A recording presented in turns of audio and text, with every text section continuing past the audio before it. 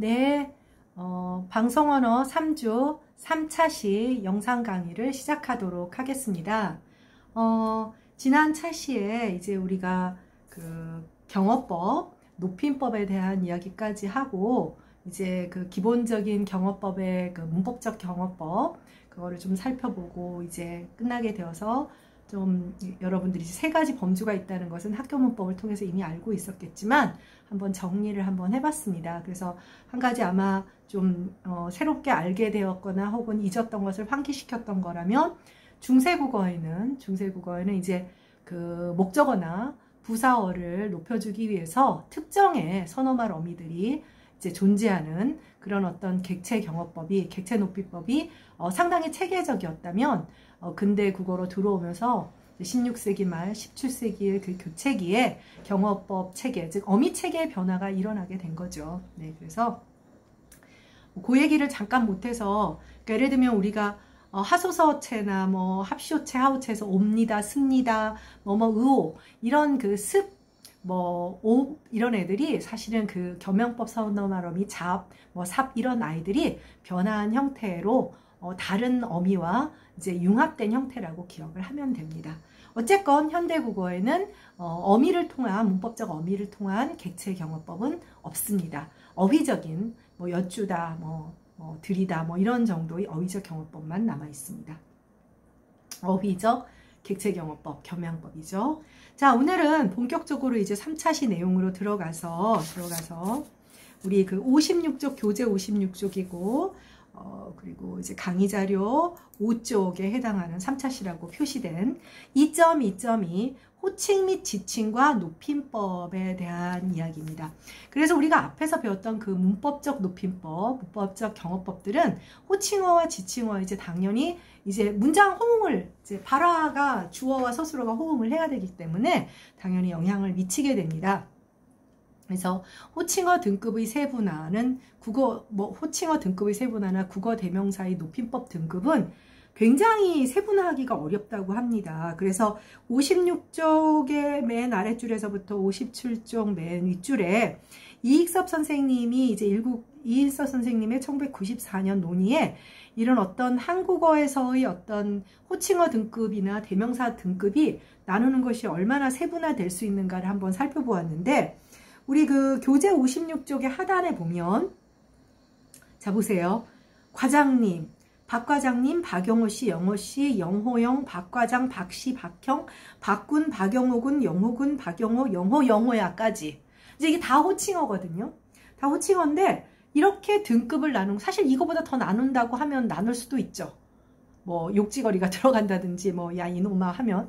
그렇기 때문에 사실 호칭어 지칭어의 세분화라고 하는 것이 얼마든지 더 세분화될 수도 있고 주관적으로 이제 더 나뉘어질 수 있다라는 얘기를 하고 있습니다.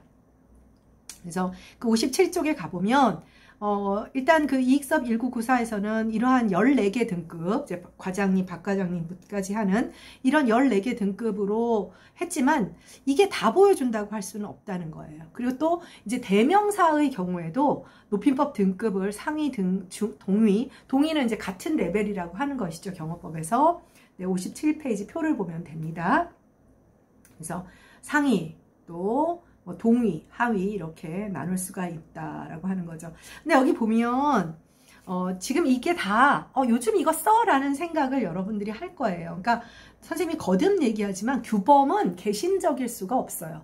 어느 정도 과거, 왜냐하면 이 표현을 사용하는 세대가 남아있기 때문이죠. 사용하는 세대가 남아있기 때문이에요. 여러분들은 안 쓰지만. 그래서 이제 여러분들도 시간이 흘러서 이제 노년층이 되면 여러분들의 표현은 좀 더 보수적인 표현이 되는 것이죠. 그러니까 규범은 보수적이에요. 그래서 문어와 구어 중에 문어가 더 보수적이다라고 하는 이유는 시각적으로 남아있기 때문에 그런 거랑 같은 거죠. 보수적이라는 거는 과거의 형태를 더 많이 남겨둔다이기도 하고, 또 새로운 개신적인 변화 요소를 덜 수용한다라는 그런 반대적 의미도 가지고 있어요. 어르신, 귀하, 각하, 귀댁 이런 것들도 있고, 댁, 이게 뭐냐면 할아버지 할머니 댁이 그랬잖아 이런 드라마 같은 데서 봤을 거예요.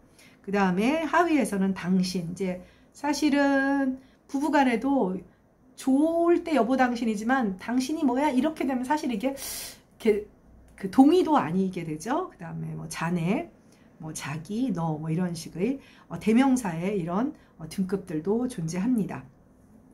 뭐 자기에 대해서는 설왕설래 이야기가 있다라는 얘기가 있고요. 자, 그 다음에 5페이지의 그 표에도 나와 있고, 그러니까 이게 뭐냐면 5페이지가 더 보기가 더 편할 테니까 한번 보세요. 헬렌 브레이트라는 사람이 2005년에 쓴 그 논문에서 밝힌 것인데 2인칭 대명사가, 그러니까 너냐 당신이냐. 근데 사실 한국어의 경우에는 당신이 존대가 아니라니까요. 그쵸? 당신 존대가 아니에요.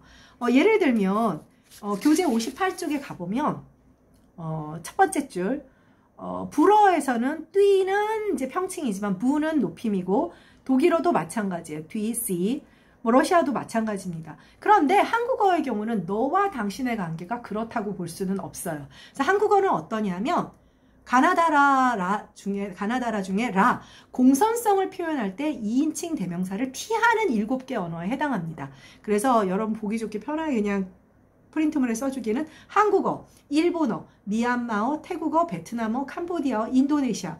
그러니까 동남아 언어 몇 군데와 한국어와 일본어의 경우에는 오히려 2인칭 대명사를 피합니다. 전혀 다르고요. 지금 방금 말했다시피 이제 가번의 경우는 2인칭 대명사에 공선성 구별이 아예 없는 거. 영어죠. 영어가 대표적이죠. 너도 유, 할아버지도 유, 뭐 손자도 유. 네, 그렇게 되는 것이고, 선생님은 그 영어 문화권에서 뭐 그것도 뭐 미국 다르고 뭐 영국 다르고 호주 다르고 그렇긴 하지만 할머니나 할아버지를 이름으로 부르는 것 굉장히 뭐 과거에는 안 그런 걸로 알고 있어요. 뭐 그랜마 뭐 이렇게 그랜파 이렇게 불렀었는데 최근에는 이름으로 부르면 이게 더 이제 어떤 그런 뭐랄까요, 나이와는 무관한 평등한, 글쎄요, 긍정적으로 보면 그렇기는 한데 좀 문화적인 충격, 문화 상대주의 관점에서 바라봐야 되겠죠. 네. 그리고 이제 방금 말했다시피 2인칭 대명사가 공선성에 따라 둘로 구별되는 언어, 이제 뭐 불어라든지 러시아라든지 유럽 제어도 그렇고요. 터키어도 그래요. 센이 이제 여기는 안 썼지만 터키어는 같은 한국어 같은 알타이어잖아요. 그런데 센은 이제 그 SEN 센은 터키어는 알파벳을 응용한 그런 문자를 사용하고 있어요. 원래는 터키가 돌궐족과 관련이 있는 걸 알죠? 그러니까 터키가 이제 서진을 하면서 이슬람 문화를 받아들이게 되고, 그러면서 이제 아랍 문자를 먼저 사용했는데, 알타이어란 말이에요. 한국어가 굉장히 가까운 알타이어인데, 알타이어가 갖고 있는 아주 중요한 특징이 뭐냐면 모음이 많다는 거예요. 모음이 많다는 건데, 아랍어는 지구상에 존재하는 그런 이제 아랍 문화권으로 갔잖아요. 이슬람을 믿는. 아랍어는 지구상에 존재하는 언어 중에 가장 모음이 적어요. 3개밖에 없어요. 근데 한국어만 해도 여러분들 표준 발음법에서 인정하고 있는 모음은 8개예요.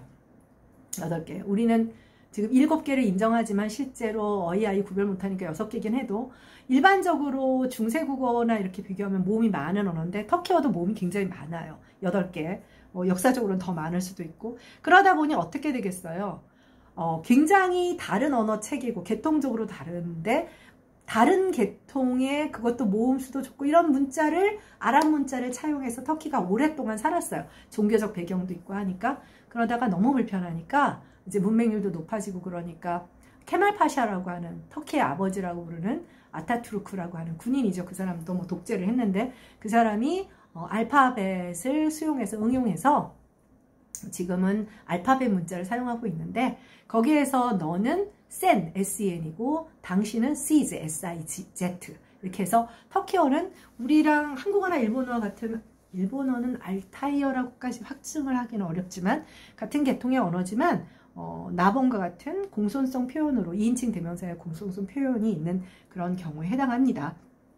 어쨌든 국어의 경우에는 2인칭 대명사, 그러니까 근데 사실 여러분이 알아둬야 할 것은 뭐냐면 국어는 기본적으로 대명사가 발달하지 않은 언어예요. 아마 중고등학교 때도 들었겠지만 3인칭이 해당하는 그는 원래 지시대명사 그고요. 그거를 인칭대명사로 전용해서 쓰는 것이고, 그녀는 지시대명사에 한자원 열을 붙인 거예요. 이게 사실은 근대 이후에 이제 어떤 영어 번역투의 영향이라고 할 수도 있거든요. 그래서 한국어는 기본적으로 대명사가, 특히 인칭 대명사, 그냥 대명사가 아니라 인칭 대명사가, 발달하지 않았다기보다는 분명히 존재하는데, 잘 쓰지 않죠. 예를 들면 우리 뭐, 어머니가 밥을 지으셨다. 그 다음에 그녀는 이렇게 그러나요? 그러지 않죠. 그래서 우리가 영어 공부할 때, 자, 다음의 she는 누구를 가리키느냐, 다음의 it은 뭘 가르치냐 할 때 제일 골치 아픈 게 한국어의 경우에는 그것은이라는 표현도 잘 생각해 보세요. 대명사 it이 아니라 지시대명사의 불완전 명사 것이 결합된 거예요. 한국어의 아주 중요한 특성이기도 합니다. 네, 그래서 이렇게 이제 여러분들이 좀 기억을 할 필요가 있고요. 이렇게 어떤 공시적으로 어떤 문법적인 특성 혹은 언어적인 특성, 포괄적으로 말해서 언어적인 특성을 가지고 지구상에 존재하는 현존하는 언어들의 어떤 타입을 연구하는 학문을 언어 유형론이라고 해요. 타이폴로지라고 해요. 그러니까 공시적으로 어떤 유형, 예를 들면 뭐 가장 여러분이 알고 있는 대표적인 유형론이 목적어 서술어형이냐 서술어 목적어형이냐가 가장 대표적인 유형론입니다. 이런 거 한번 살펴보도록 하고요.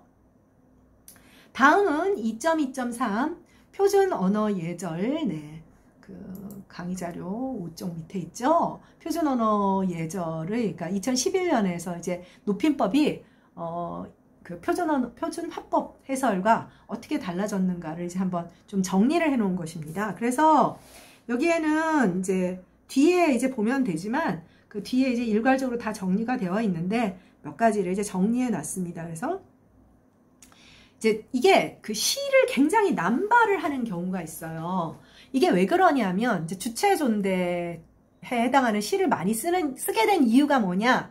자, 원래 3분이 되었던 주체 높임법, 객체 높임법, 상대 높임법 이렇게 3분이 되어 있었어. 그런데 객체 높임법이 궁극적으로는 사라진 거란 말이에요. 그러면 그 경어법의 힘이 어디에 실렸냐면 사실은 상대 경어법도 어떻죠? 상대 경어법도 우리가 6등급이라고 하지만 실제로 우리는 어떻습니까? 거의 해요체랑 해체만 사용하고 있죠. 비격식적으로는 실제 상황에서는. 그러니까 한국어는 굉장히 경어법 특성이 강하고 우리는 경어법을 사용해야 된다는 생각이 드니까 그 모든 경어법 구현의 힘이 주체존대 선어말어미 시에 실려버린 거예요. 시에 실려버려. 그래서 전화 오셨다. 선생님께서 선생님께서 전화하셨다가 아니라 선생님으로부터 전화 오셨다. 전화를 높일 필요도 없는데 이런 방식으로 시를 아무데나 집어넣는 그런 현상까지 시의 남발이라고 합니다. 그러니까 이런 오류가 나타나는 이유는 방금 말했다시피 다른 경어법, 다른 높임법들이 위축되면서 그 모든 힘이 시로 실린 거예요. 시로 실리게 된 것입니다.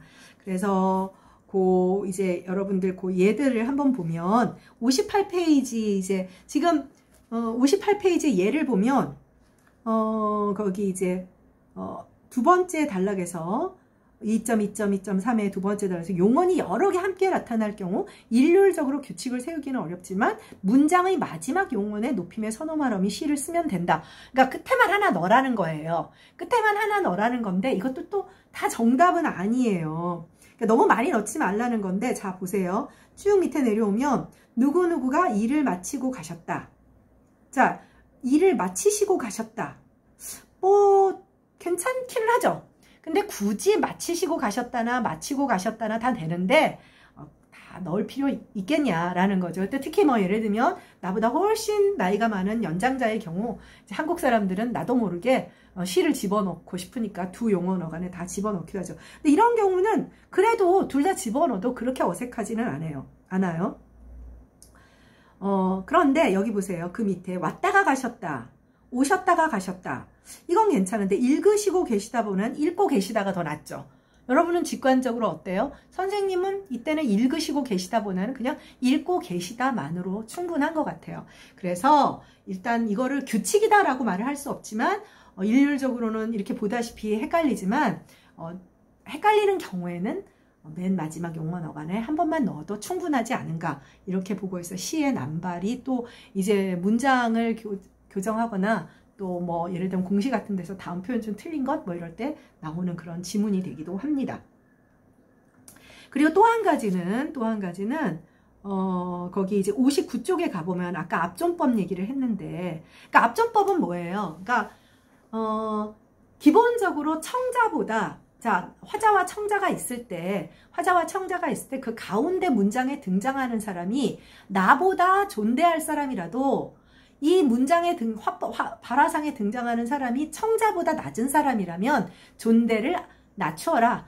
이게 하지 말아라. 이런 뜻이죠. 그런데 이게 여기서 이제 허락한 것들이 있어요. 뭐냐면 부모의 경우에 여기 보면 원래대로 말하면 할아버지 할머니 아버지 어머니가 진지 잡수시라고 하였습니다 하면 되지만, 왜냐하면 할아버지가 아빠 엄마보다 높은 사람이니까 진지 잡수시라고, 그럼 진지 드시라고 하였습니다 라고 해도 되는데, 이래도 되는데 이게 잘 어색한 거야. 그래서 표준언어 예절에서는 잡수시라고 하셨습니다를 허용하기로 한 겁니다. 이게 선생님들에게 더 자연스러워요. 더 자연스럽고, 지금은 보통 어떠냐면 그러니까 학생들이 예를 들면 우리과 학생들이 이제 하은아 선생님 얘기를 나한테 할 때, 하은아 선생님이 나보다 이제 나이가 더 어리지만 하은아 선생님을 존대해야 된다는 생각을 하는 거죠. 그럴 때는 존대를 해도 상관없다. 그러니까 압존법이 이제 꼭 지켜져야 할 룰이 아니라는,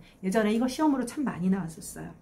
그리고 또 한 가지 중요한 것은 우리가 사회가 바뀌면서 이런 호칭어 지칭어가 달라졌다고 했죠. 그래서 선생님이 그 5페이지 그 한글 자료에 그 정리를 해놨는데, 5쪽 마지막 줄, 직급이 높은 사람은 물론이고 직급이 같거나 낮은 사람에게도 직장 사람들에 관해 말할 때는 의시를 넣어 김대리 거래처에 가셨습니까? 처럼 존대를 하는 것을 원칙으로 정했어요. 그러니까 요즘 추세는 어떠냐면 가정 안에서의 호칭어 지칭어는 좀 더 단순해지고 어떤 그런 존대어가 좀 누그러진다면, 여러분 아버지 어머니 이렇게 써요. 물론 이제 교수님 앞에서 저희 어머니께서는, 저희 아버지께서는 이렇게 하지만 보통은 집에 가서 선생님도 이 나이가 됐는데 여전히 엄마 아빠라고 해요. 그러니까 조금 가정에서는 그런 호칭어나 지칭어가 조금 이제 뭐랄까요, 덜 엄격해진 반면 사회에서의 그 지칭어 호칭어는 과거에는 장유서, 연공서 이런 걸 많이 따졌다면 지금은 나보다 낮은 사람이라 하더라도, 동급이라 하더라도 좀 더 깍듯한 존대를 하는 방향으로 가고 있는 것 같아요. 글쎄요, 선생님 나쁘지 않다고 생각해요. 존대를 서로 한다고 해서 사이가 멀다라는 거는, 욕해야 서로 가깝습니까? 그건 아닌 것 같아요. 네, 그래서 이런 것들이 좀 달라졌다는 것이고, 59페이지에 그 이제 맨 마지막 단락에 보면 요새 이제 서비스 업체에서 서비스업, 뭐 미용실이든 뭐 커피숍이든 이런 데서 서비스 정신을 막 철저히 하다 보면 뭐 커피 나오셨습니다, 뭐 이렇게 쓰는 표현이 있는데, 이거는 앞에서 배웠던 할아버지 허리가 편찮으십니다처럼 어떤 그런 간접 높임이 아니죠. 할아버지의 허리는 할아버지에 속해 있는 것이지만 커피를 주문한 커피도 나한테 속해 있다고 볼 수 있나요? 이건 물건이니까. 현재로서 커피나 상품은 청자의 소유물이라고 아니라고 보아서 간접 높임의 대상으로 보지 않습니다. 아마 이거는 직관적으로도 그럴 것 같은데, 발화에서 나도 모르게 서비스 업종에 종사하시는 분들이 이렇게 시를 쓰게 됩니다. 이건 뭐 좀 더 예의 바르고자 하는 데서 나온 그런 발화 실수라고 할 수 있을 것 같습니다. 네, 그 다음은 인사말입니다. 인사말은 그 교재 60쪽에 가보면 이제 부록의 471쪽을 보면 이제 한번 쭉 보면 그렇구나 하는 정도로 충분히 알 수 있는 사실인데요. 최근에 이제 그 선생님이 이제 마지막 페이지에 보면 최근 부각된 전화예절의 중요성이라는 부분이 나왔습니다. 아마 여러분 지금 어디든 뭐 맥도날드에 뭐 앱으로 주문하지 않고 뭐 전화로 주문을 하거나 홈쇼핑에서도 전화 주문을 하거나 그러면 꼭 나오는 게 뭐예요? 당신의 가족 일수가 다 녹음되고 있습니다. 막 이런 얘기가 나오죠.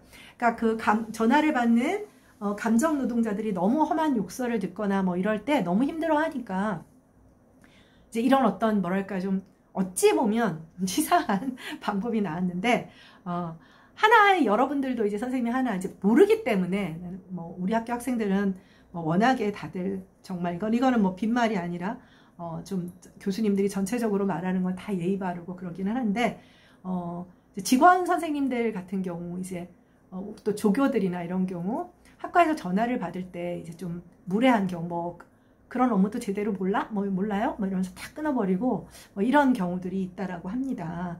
그래서 간혹 수업 시간에도 내가 얘기를 하는데, 물론 이제 여러분들이 뭐 학교 학생처, 뭐 학사지원, 뭐 교모처 학사지원과에 뭐 어떤 뭐 국수 전공 이런 거 묻는데 뭐 1학년 무슨 과 누굽니다. 뭐 이렇게까지는 할 필요는 없죠. 근데 좀 예의 바르게 뭐 1학년이고 뭐 몇 학기라고 학생인데 뭐에 대해서 여쭙고 싶습니다.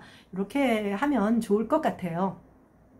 사실 이게 이 전화예절은 여기도 보다시피 얼굴이 안 보여요. 얼굴이 안 보이다 보니 말 그대로 정말 화법이 굉장히 중요한 것 같고, 그 전화를 받는 사람이 좀 더 친절하게 여러분들이 자신을 밝히고 서비스를 요청하면 상냥한 전화에 의해서 더 좀 편안한 서비스 응대가 가능한 것 같아요.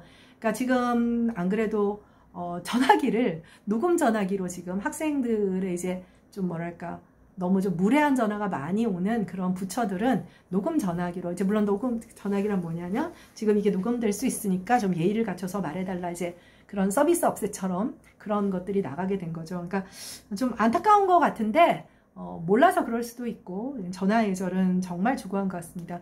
그리고 이게 또 하나, 이건 조금 사적인 얘기지만 학생들이 전화로 교수님들한테 뭘 묻거나 뭐 이럴 때, 내가 아마 국문과 학생들은 다 알 거예요. 언제든지 질문해도 좋다. 뭐 한밤중에 문자 보내도 되고 상관없다. 그런데 이제 내가 수업을 듣는 누구라는 걸 좀 밝혀주길 바란다. 그렇잖아요. 그냥 누군지도 나도 궁금하고, 이런 질문을 해서 참 기특하다 생각하기도 하고 이래야 되기 때문에. 근데 그 다음에 메일을 보내고나 이럴 때 어떤 예의 같은 것들. 근데 그런 얘기를 했더니 그 다음에 우리 과 학생들은 굉장히 이제 예의 바른 그런 문자들이 보이더라고요. 그래서 좀 그렇지, 참 잔소리 같지만 생각보다 학생들이 잘 몰라서 그런 것 같아요. 그러니까 잘 몰라서 그런 것 같아서 그런 것들을 지켜주면, 대학을 졸업한 다음에 사회생활을 하다 보면 그 사람이 1등 했어요?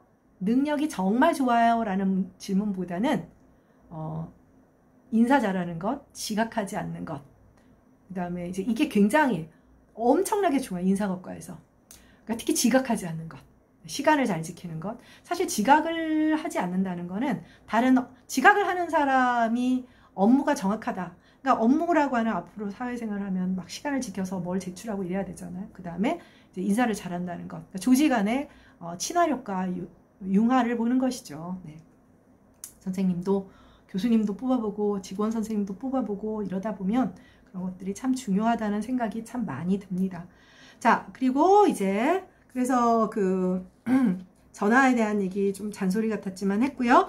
61쪽에 가면은 특정한 때의 인사말이 나와 있는데, 이게 이제 생일 축하나 문상가 같은 데서 특별한 상황입니다. 근데 이걸 알아두면 선생님은 학교 다닐 때 이런 걸 못 배웠어요. 못 배웠고, 특히 여러분들은 생일 축하를 하더라도 내가 어릴 때 부모님한테 생일 축하를 받거나, 그 다음에 친구들끼리 생일 축하 파티를 하거나, 그리고 문상 갈 일 거의 없죠.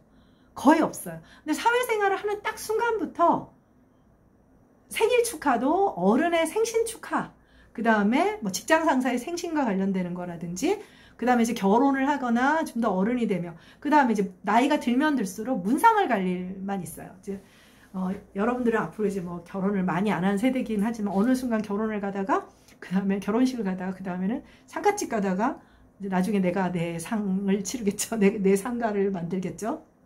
그래서 이런 표현들을 알아두면 여러분들이 많은 도움을 받을 겁니다. 아마 중고등학교 때 이런 거 어휘뜻 물어봐서 시험 보고 그랬을 텐데, 61쪽의 그 특정한 때의 인사한 말은 부록의 479쪽에 잘 나와 있습니다. 그래서 일단은 표를 보시면 6쪽의 표, 그 교재 말고 이거는 479쪽에 이제 표가 나와 있어서 일단 그 강의 자료 6쪽을 봐주세요. 거기 보면 6순, 그 다음에 7순, 8순, 9순이 있죠. 근데 여러분이 알아둬야 할 것은, 이것은 각각 지금 6순, 7순, 8순은 60세, 70세, 80세가 아니라 우리나라 세는 나이예요. 만 나이가 아니에요.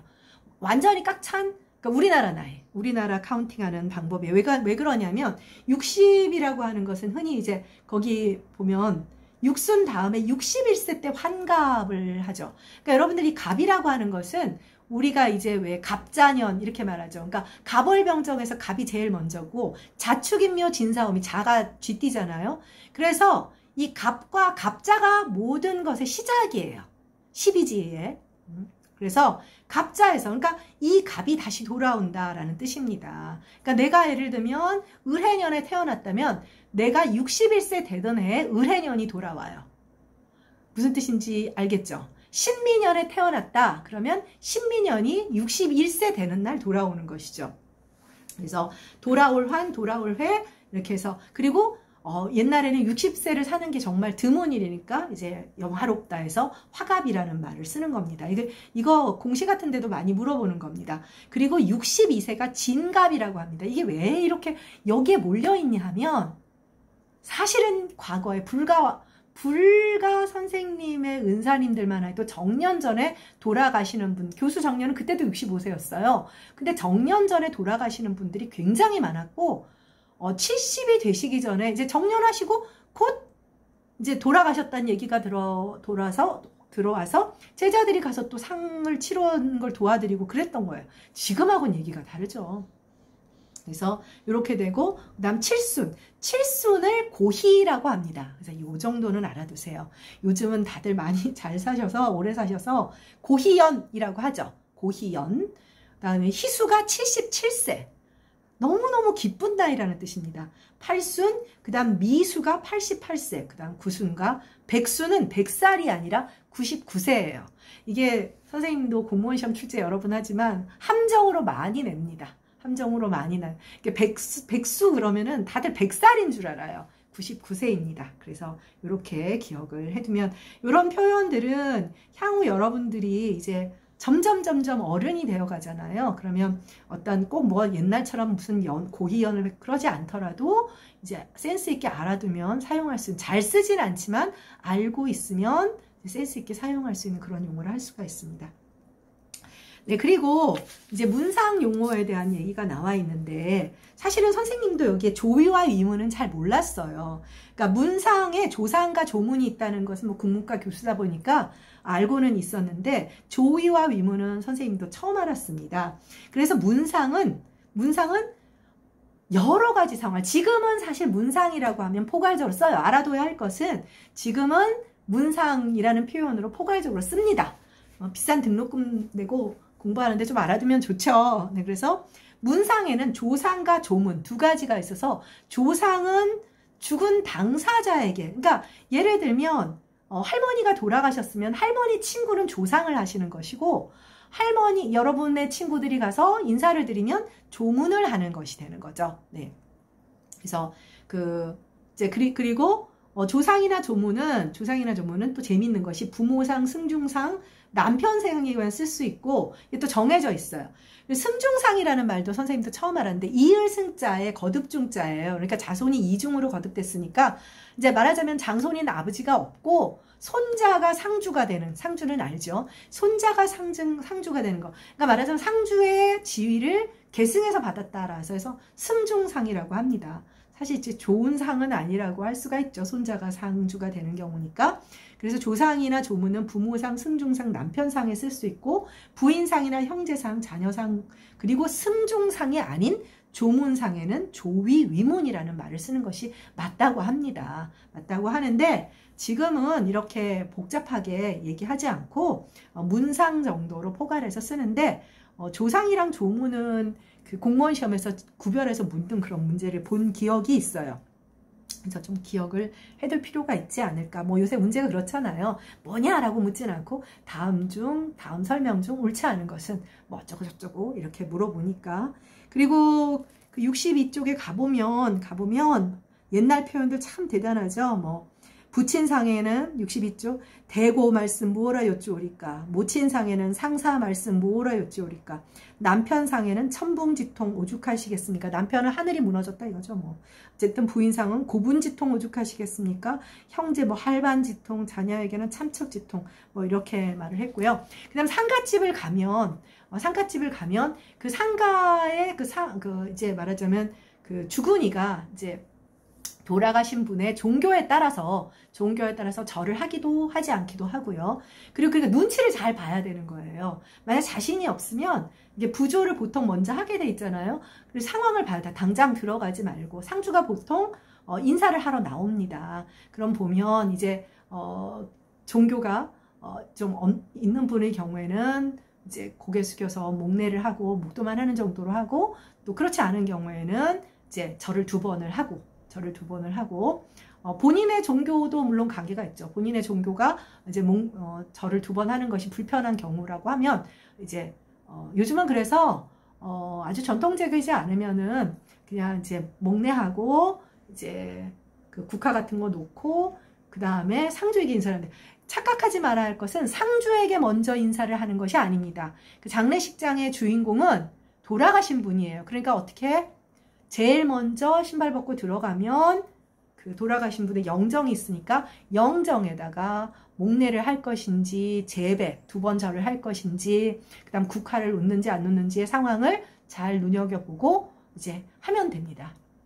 그래서 뭐 약간 실수를 할 수는 있지만 예의를 갖추어서 하면 되고, 그 다음에 옆에 서 있는 상주에게 한 명이 서 있건 두 명 차례차례 인사를 하면 되고, 그렇게 돌아가신 분에게 예를 다하고 나면 상주가 혹은 내가 알고 있는 지인들이 이제 상주를 소개하게 됩니다. 그리고 거기 가서는 문상의 가장 좋은 방법은 아예 말을 안 하거나 말끝을 흐리거나 이렇게 나와서 이제 그냥 뭐 이제 그 문상의 장소에서 나와서 왜 식사하고 뭐 그런 거 접대받는 곳이 있잖아요. 근데 요즘은 뭐 온라인 상황이라 그런 일도 쉽지는 않은 것 같습니다. 요즘 결혼식이든 장례식이든 참 어려운 시기예요. 뭐 이거 참 1년 가까이 지금 우리가 예측하기로는 내년 1학기도 쉽지 않을까, 쉬울까 과연, 이런 여러 가지 생각을 하고 있는데 참 어렵습니다. 네. 그리고 그 63쪽의 연습 문제를 가보면 실제로 이렇게 보면은 이런 발화 실수 안 할 것 같은데, 방송 모니터링 같은 거 해보면 예능 같은 데서는 이제 막 그냥 대본 없이 말하는 경우가 많잖아요. 굉장히 많습니다. 뭐 부장님께서는 지나치시게 작으신 것 같으십니다. 그러시니 이 의자 위로 올라오시는 게 좋으실 것 같으십니다. 뭐 이런 식으로 시를 남발하는 경우들이 굉장히 많습니다.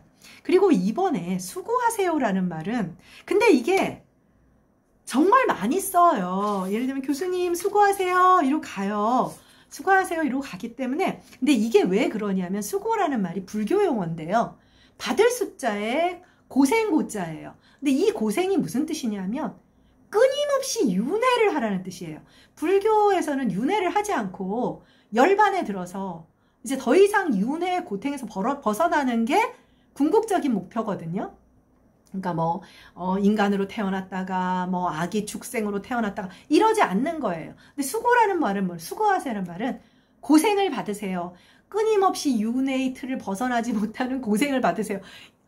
불교 용어예요. 원래 불교 용어예요. 근데 의미를 들으니까 갑자기 어머 쓰면 안 될 것 같다 이런 생각이 들죠. 그런데 옳지 않다라고 말을 하지만 사실 선생님도 굉장히 많이 써요. 그러니까 이게 불교적인 개념이 너무 이제는 희석되어 있고 그냥 정말 말 그대로 너무 고생이 많으십니다. 애쓰십니다. 이제 그런 뜻이거든요. 그래서 뭐 이게 옳지 않다라고는 아직 말하고 있습니다만은 사실은 뭐 일반적으로 많이 쓰고 있는 표현이기도 합니다. 네. 네, 그리고 또 이제 65쪽에 가보면 66쪽에 가보면 거기에 지금 이게 이제 양성평등이 이제 성차별적 언어와 관련되는 그런 그 기사입니다. 머니투데이에서 2019년 2월 1일에 그 기사인데요.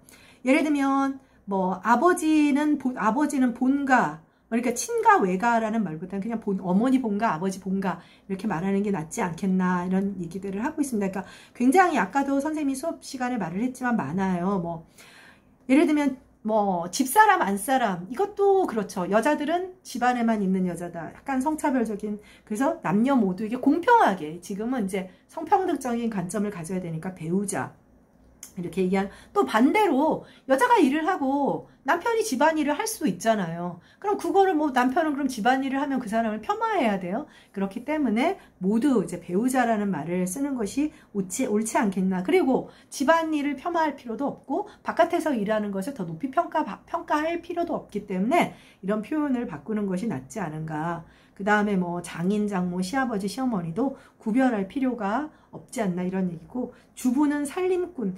아 근데 이게 참 살림꾼이라는 표현도 좀 어색하죠. 네, 이거는 뭐 비혼 뭐 이런 표현은 좀 수용이 되고 있는 것 같은데 살림꾼은 조금. 네.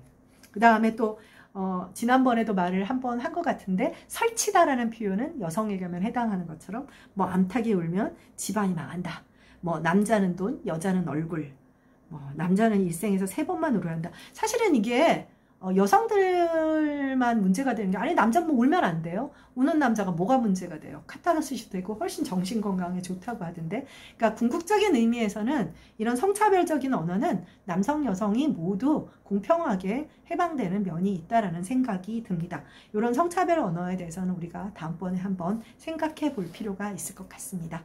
네, 방송 언어 3차 시 수업, 3주 3차 시 수업 여기서 마치도록 하겠고요. 수고했습니다.